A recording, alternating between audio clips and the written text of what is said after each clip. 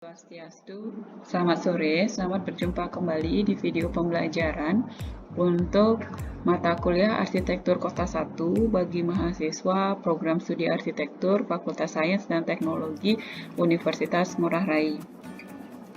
Minggu ini, minggu ke-12 dari mata kuliah kita, dan kita kali ini masih melanjutkan mengenai teori-teori perancangan perkotaan. Teori-teori seperti apa yang harusnya digunakan dalam perancangan perkotaan. Setelah sebelumnya kita membahas mengenai teori figur ground, yaitu teori yang memberikan warna, mengidentifikasi mana daerah terbangun dan mana tidak terbangun, menentukan pola, keteraturan dari kota dan sebagainya. Minggu lalu kita juga membahas mengenai teori linkage, yaitu teori yang bisa membuat pengguna kota tidak kebingungan ketika berada di perkotaan tersebut. Teori yang terakhir yang masih berkaitan dengan teori figure ground, teori linkage, itu adalah teori place. Apa itu teori place? Teori ini berkaitan dengan kata place dan space. Seperti yang kita tahu, place dan space itu adalah dua kata yang saling berhubungan. Jadi kalau place itu 2 dimensi dan space itu 3 dimensi. Jadi perbedaannya itu adalah pada space. Space itu adalah ketika ada makna kontekstual dari muatan budaya atau potensi muatan lokalnya yang masuk pada place. Jadi kalau place itu hanya sekedar ruangan yang dibentuk oleh arsitek, space itu adalah ketika ada penghuni yang masuk dan ada muatan-muatan budaya yang berkembang itu, sehingga ada rasa memiliki terhadap place tersebut. Kemudian ada beberapa teori mengenai bentuk-bentuk keberhasilan pembentukan place yang sudah diungkapkan oleh Kevin Lynch. Kalau ingat, Kevin Lynch itu adalah orang yang menemukan teori bahwa paling tidak ada 5 image atau karakter dari perkotaan yang harus dirancang terlebih dahulu ya, yang ada 5 ya. Jadi ada landmark, nodes, kemudian ada district, ada path, dan ada edge. Ya, kalau di Kevin Lynch yang bukunya Image of the City itu. Dia juga menyatakan bahwa ada beberapa bentuk keberhasilan place. Yang pertama itu adalah legibility atau kejelasan. Legibility ini ada hubungannya dengan teori sebelumnya, yaitu teori linkage. Jadi, pada teori place disebutkan bahwa ada kejelasan emosional kota yang dirasakan dengan jelas oleh warga kota. Artinya suatu kota atau bagian kota atau kawasan bisa dikenali dengan cepat dan jelas dari distriknya, landmarknya, jalur jalan, dan bisa langsung dilihat pola keseluruhannya. Bagaimana kamu merancang seperti itu, kamu langsung tahu kamu ada di kota mana, ada kejelasannya, ada ciri khas yang bisa dilihat dari image of the city-nya itu, legibility atau kejelasan. Yang kedua adalah mengenai identitas dan susunan. Identitas ini artinya ketika dalam benak orang pengamat, peta mentalnya, dia akan menuntut pengenalan atas objek. Dan harus ada perbedaan antara objek dia tempat berdiri dengan daerah di sekitarnya, sehingga dapat mudah dikenali, dapat mudah dibedakan. Tetapi objek itu bagaimana dia berbeda, tetapi tetap menyatu secara harmonis. Susunan dalam pernyataan ini artinya adalah kemudahan pemahaman pola blok-blok kota yang menyatu antar bangunan dan ruang-ruang terbukanya. Jadi umumnya adalah identitas dan susunan ini ada pada ruang-ruang terbuka perkotaan, seperti contohnya Basilika Saint Peter, atau ini kalau nggak salah di Florence di Italia, bagaimana alun-alun kotanya tetap memberikan identitas tetapi juga tetap menyatu dengan sekitarnya. Kemudian banyak lapangan ruang-ruang terbuka lain milik kota yang juga memiliki identitas ini, seperti misalnya di Tiananmen atau di tempat-tempat yang lain. Kemudian ini mengenai struktur ruang kota. Struktur ruang kota ini nanti kita akan lebih jelaskan pada pertemuan-pertemuan berikutnya atau pada mata kuliah arsitektur kota berikutnya, yaitu adalah bagaimana perkotaan itu awal-awalnya memiliki utopia atau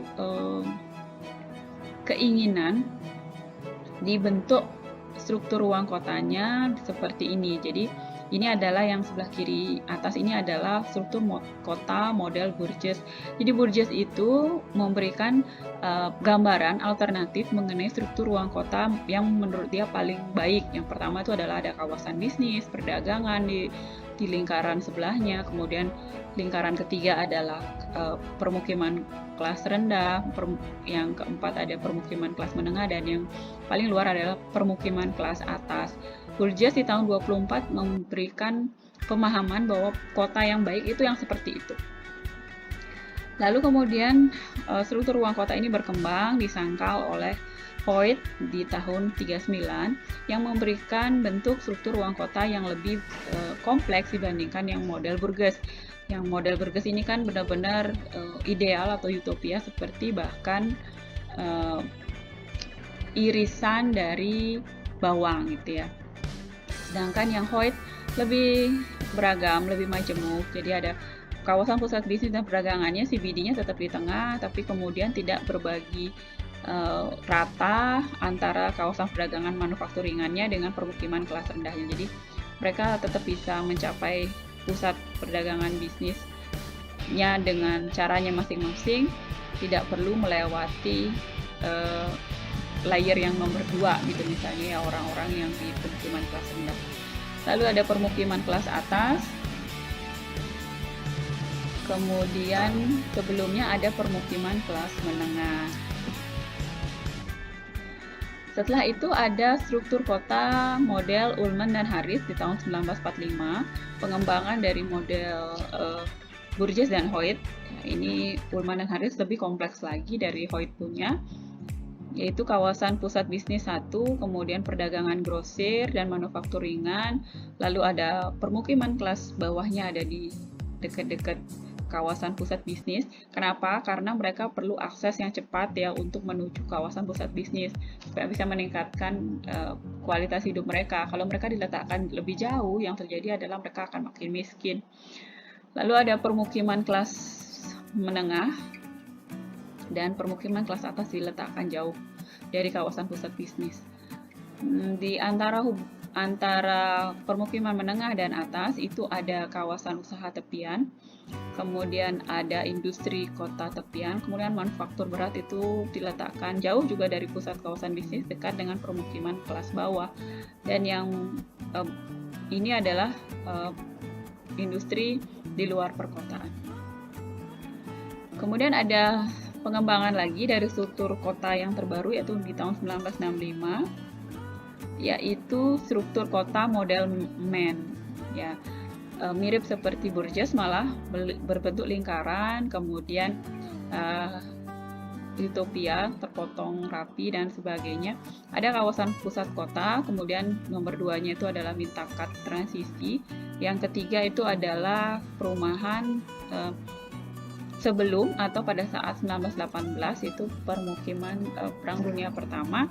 Kemudian setelah Perang Dunia, lalu ada kawasan untuk permukiman pengelaju atau komuter. Di sekitar mereka ada sektor untuk kawasan menengah, bawah, kelas bawah, dan pekerja bawah. Ini yang dia temukan di kota-kota di Eropa pada waktu itu. Kemudian ini mengenai struktur kota kolonial di Indonesia. Ini juga kayaknya banyak di kota-kota kolonial kita, bahwa ada untuk kawasan di daratan, ada yang kota yang tidak terencana dan ada bagian kota yang terencana. Ini kota yang terencana ini biasanya punyanya penjajah ya, Belanda. Kemudian ada akses utama baik keluar kota maupun masuk ke dalam kota. Jadi dua kota ini tidak bertemu. Jadi contohnya itu di Bandung. Bandung itu kota yang dibagi menjadi dua, dibagi oleh rel kereta api. Jadi rel kereta api yang di bagian selatan itu untuk kawasan kota yang tidak terencana, itu tempat tinggal pribumi, dan yang di sebelah utara, Bandung Utara, itu adalah kawasan kota yang direncanakan oleh Belanda, disebut bagian kota yang terencana. Kemudian untuk kota yang di pinggir sungai, itu biasanya dia dibelah oleh sungai, jadi aksesnya itu memang dia berdekatan kotanya, tetapi dibelah oleh sungai. Lalu ada mengenai kurva tawaran dan sewa, bagaimana hubungan antara semakin tinggi daerah pusat kota, tentu saja semakin tinggi juga sewanya. Semakin jauh dia jaraknya, tentu semakin sedikit yang mau dibayarkan oleh penduduk misalnya, terutama pada daerah-daerah di permukiman. Tetapi ada kemungkinan juga bahwa sewanya tidak terlalu tinggi, tetapi penduduk berani membayar lebih mahal hanya untuk mendapatkan lokasi di permukiman. Ini ya, pertemuan nilai sewa tertinggi pertama dan kedua, bagaimana penduduk mau membayar tinggal di daerah-daerah di luar perkotaan, asalkan ada jalan utama, jalan lingkar dan sebagainya, sehingga transportasinya menjadi lebih lancar. Lalu yang terakhir ini adalah mengenai struktur sosial kota, bagaimana kota itu sebenarnya terbagi-bagi berdasarkan lokasinya. Jadi yang paling dekat itu adalah di pusat-pusat kota itu adalah sebenarnya di Indonesia itu yang terjadi adalah orang-orang yang punya sedikit golongan penduduk di tingkat atas dan tunawisma. Kemudian di dekat mereka jarak yang tidak terlalu jauh adalah permukiman kelas bawah dengan status sosial yang lebih rendah. Kemudian kelas rendah, dan sebenarnya yang berjarak paling jauh dari pusat kota itu adalah orang-orang di kelas atas. Jadi kelas atas itu bisa tinggal di luar kota ataupun dia di pusat kota. Tapi kalau di luar kota dia perlu transportasi, tetapi kalau dia di pusat kota dia akan hidup berdampingan dengan kawasan tunawisma misalnya.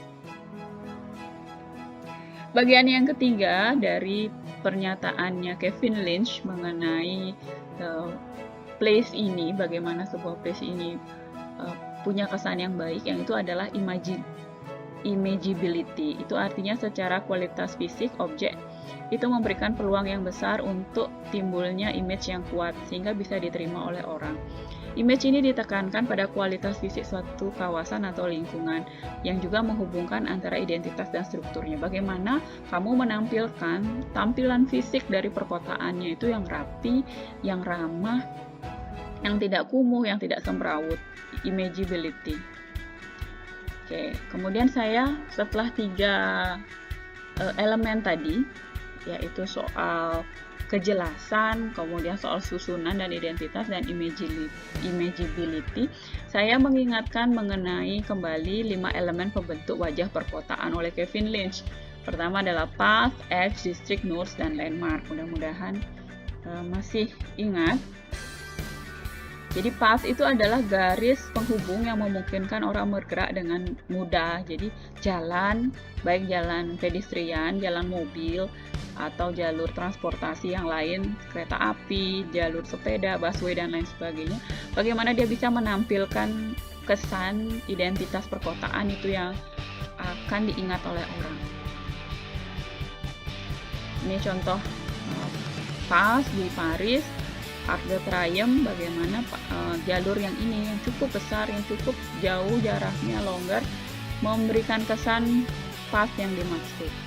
Tidak mesti garis lurus, ini kebetulan saja garisnya lurus, bisa saja bentuknya tidak lurus, yang melengkung dan lain sebagainya. Yang pasti dia harus punya nodes-nya di sini, sebenarnya nodes. Kemudian ada edge. Edge ini adalah elemen memanjang yang tidak berupa path, tetapi dia merupakan batas antara dua jenis kegiatan. Edge ini bisa berupa dinding, pantai, hutan kota, dan lain-lain. Jadi edge ini batas kota. Bentuknya bisa macam-macam, yang penting dia menghubungkan dua kegiatan yang berbeda. Lalu ada distrik. Distrik adalah dirasakan ketika orang memasuki atau physically. Dan itu adalah visual, bisa dikenali dari karakteristik kegiatan di dalam suatu kota. Jadi dia harus masuk ke dalam kota untuk bisa mengetahui mana distriknya, mana distrik yang lain, mana distrik yang bukan. Sedangkan yang kuning-kuning ini sebenarnya adalah edge ya. Jadi menghubungkan dua distrik itu adalah edge. Kemudian nodes. Nodes ini adalah titik di mana orang-orang memiliki pilihan untuk memasuki distrik yang berbeda. Pengumpulnya itu pengumpul path, kemudian edge itu adalah nodes. Nodes adalah sebuah titik konsentrasi di mana transportasi ini memecah, path menyebar, dan tempat mengumpulnya karakter perkotaan. Yang paling terakhir adalah landmark. Landmark ini adalah titik pedoman objek fisik yang berupa fisik natural berupa gunung, bukit, dan fisik buatan. Contohnya menara, gedung, sculpture, kubah, dan lain-lain. Sehingga orang bisa dengan mudah mengorientasikan diri di dalam suatu kota atau kawasan. Landmark ya. Tugasnya kan meredesain landmark ya, bukan meredesain edge, bukan meredesain nodes, tetapi meredesain landmark. Bagaimana cara kamu membedakan bahwa yang kamu desain itu adalah landmark, bukan edge misalnya. Oke, demikian kuliah singkat saya mengenai teori place. Paling tidak ada 3 pengertian teori place itu yang harus kalian terus ingat. Terima kasih sudah mendengarkan. Sampai jumpa lagi minggu depan. Om Santi, Santi, Santi Om.